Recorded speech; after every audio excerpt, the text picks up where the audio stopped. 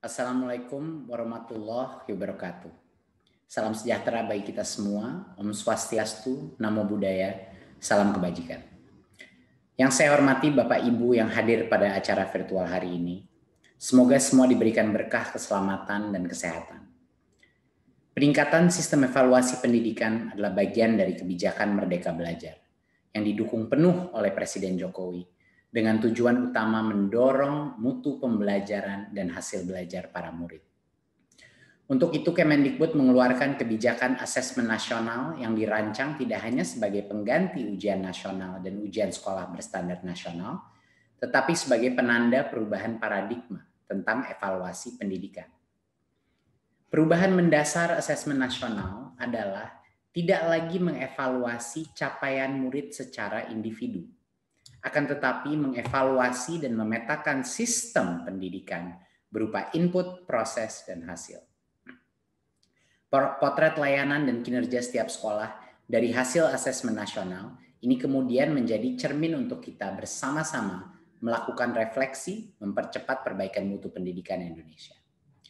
Asesmen nasional terdiri dari 3 bagian, yaitu pertama, asesmen kompetensi minimum atau AKM. Kedua, yaitu survei karakter. Dan yang ketiga adalah survei lingkungan belajar. Asesmen kompetensi minimum atau AKM dirancang untuk mengukur capaian murid dari hasil belajar kognitif, yaitu literasi dan numerasi. Kedua aspek kompetensi minimum ini menjadi syarat bagi murid untuk berkontribusi di dalam masyarakat, terlepas dari bidang kerja dan karir yang ingin mereka tekuni di masa depan.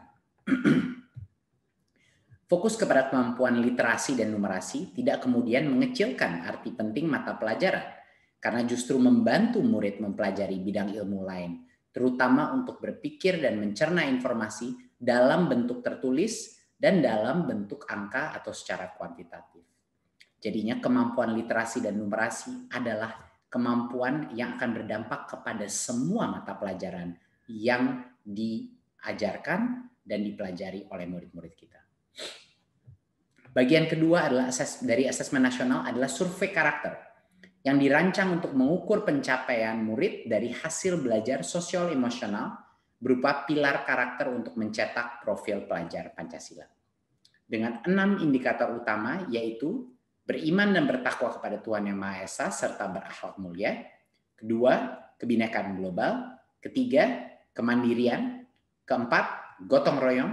Kelima, bernalar kritis. Dan yang keenam, kreativitas. Bagian ketiga dari asesmen nasional adalah survei lingkungan belajar untuk mengevaluasi dan memetakan aspek pendukung kualitas pembelajaran di lingkungan sekolah. Asesmen nasional pada tahun 2021 dilakukan sebagai pemetaan dasar, baseline dari kualitas pendidikan yang nyata di lapangan. Sehingga tidak ada konsekuensi bagi sekolah maupun murid. Kemendikbud juga akan membantu sekolah dan dinas pendidikan dengan cara menyediakan laporan hasil asesmen yang menjelaskan profil, kekuatan, dan area perbaikan di tiap sekolah dan daerah.